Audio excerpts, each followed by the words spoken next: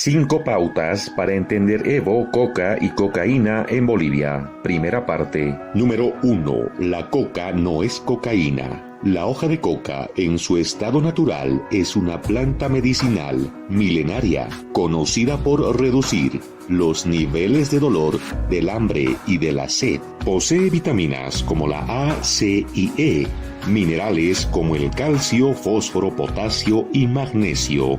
Posee proteínas, grasas, calorías, fibras e hidratos de carbono.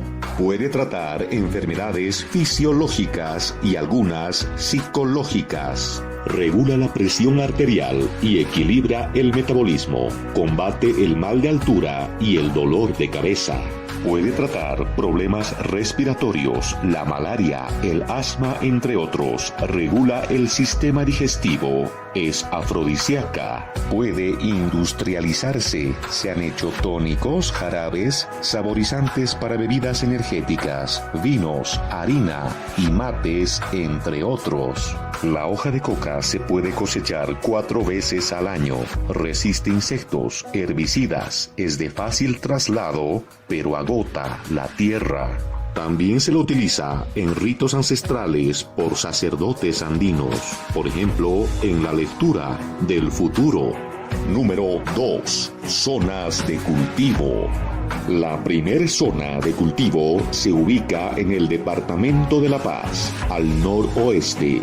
Esta zona se denomina Los Yungas. La otra zona es el Chapare, una de las 16 provincias de Cochabamba, ubicada al norte de este departamento. Es importante mencionar que Bolivia tiene 22 áreas protegidas, de las cuales 6 tienen cultivos de coca. Estos cultivos son adicionales a los que ya existen en los Yungas y en el Chapare, y llegan aproximadamente a 2.000 hectáreas.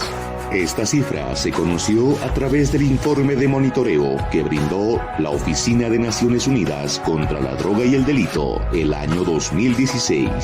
Recordemos que el año 2015 Evo Morales anunciaba la construcción de una polémica carretera que atravesaría la mitad de un parque nacional y área protegida. En aquel entonces Morales afirmaba que este proyecto beneficiaría a las 64 comunidades que existen en el lugar, a pesar de que su carretera solamente pasaría por 2 de ellas. Al gobierno de Evo le tocó admitir 1.000 hectáreas de coca ilegal en estas áreas protegidas, para posteriormente enviar a la policía con la misión de erradicarlas. Número 3. Diferencias entre la hoja de coca de los Yungas y la hoja de coca del Chapare.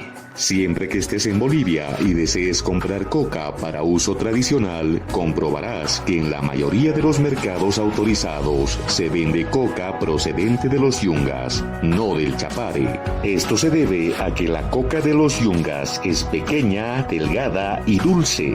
Por eso el 95% de lo que los Yungas produce va al uso tradicional. En cambio, la coca del Chapare es grande, gruesa, amarga y alcalina.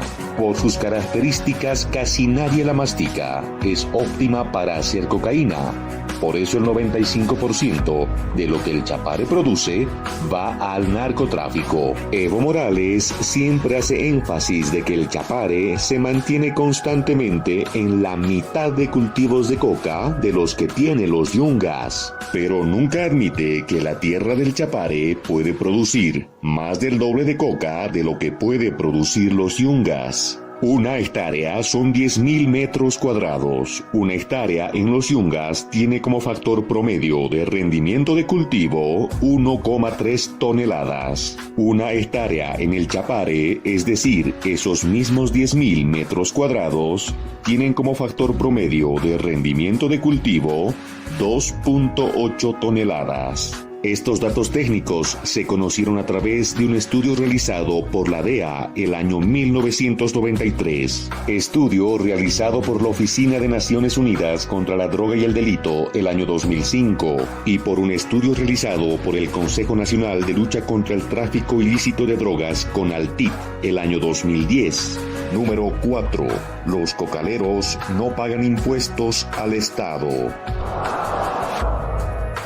La Constitución boliviana señala que los bolivianos y las bolivianas tienen el deber de tributar en proporción a su capacidad económica conforme a ley. El gobierno de Evo Morales ha incrementado muchos tributos y ha buscado crear nuevos impuestos. Por ejemplo, el que pretendió grabar a los músicos que después de declararse en emergencia llegaron a un acuerdo, o el nuevo impuesto que anunciaron para todos los negocios en Internet. Escuchemos. Pedirles de que se inscriban en impuestos nacionales y emitan la factura al momento de vender. Si no lo hacen, nosotros ya contamos con la información porque tenemos un área de inteligencia fiscal y estamos detectando que justamente a este tipo de venta de bienes y de servicios, y tenemos personal que va revisando justamente el Face, va revisando esta página de Airbnb. Por ejemplo, tenemos el hotel privado que sale en las redes sociales. Por otra parte, aseguró que ya se identificaron 34 casos de los cuales ya se les hace seguimiento. Anunció que se enviará notificaciones a las cuentas de estos vendedores online. Es decir, si eres obrero, profesional independiente, artista o vendes por internet, tienes que tributar. Si eres productor de coca, no. Los cocaleros de los Yungas rechazan enérgicamente pagar cualquier impuesto. Los cocaleros del Chapare, en su inmensa generosidad, han ofrecido al Erario Nacional pagar un impuesto anual de 50 bolivianos. Una propuesta muy dadivosa acorde a sus pequeñas ganancias de 300 millones de dólares anuales. Número 5. Incremento de las hectáreas de coca y extraños narcovínculos. La ley boliviana que regulaba el narcotráfico era la Ley 1008. Este establecía que el máximo de hectáreas permitidas en el país eran 12.000, pero el gobierno de Evo Morales, además de expulsar a la DEA norteamericana del Chapare, aprueba una nueva ley de la coca. En esta se establece la exención de impuestos para cocaleros y se legalizan 22.000 hectáreas, 14.300 para los Yungas y 7.700 para el Chapare. Para el 2019, Naciones Unidas informa que en Bolivia ya existirían 30.900 hectáreas. Según el informe de Estados Unidos, serían 35.000. Cabe mencionar que Evo Morales, aún de presidente, sigue siendo el máximo dirigente de las 6 federaciones de cocaleros del Chapare. Se podría decir que ha sido su cuna política.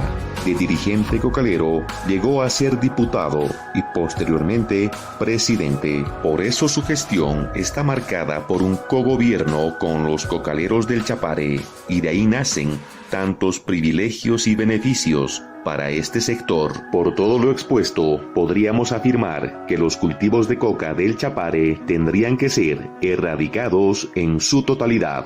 Y ahora te dejamos los escándalos de narcotráfico que han vinculado al partido de gobierno de Evo Morales. Alcaldes del Movimiento al Socialismo como Yacid Mamani, Mario Cronenberg, Germán Alejandro Gutiérrez García y Hugo Escalera Loza, entre otros, han sido arrestados en posesión de cocaína. Valentín Mejillones Acarapi, amauta y amigo de Evo Morales, quien entregó el bastón de mando a Evo en el Tiahuanaco, cayó en 2006 con 350 kilos de cocaína líquida. Las hermanitas Terán, Elba y Juana, hermanas de Margarita Terán, ex dirigente cocalera y ex constituyente del MAS, ambas encontradas en posesión de varios kilos de cocaína. Está también el general René Sanabria, ex comandante de inteligencia de la policía boliviana. Actualmente cumple condena en Estados Unidos por haber enviado 2 contenedores cargados de cocaína. ¿Cómo olvidar a Romer Gutiérrez, hermano de la diputada Amparo Gutiérrez del partido de gobierno, él mismo ex asesor del MAS? Cayó en Brasil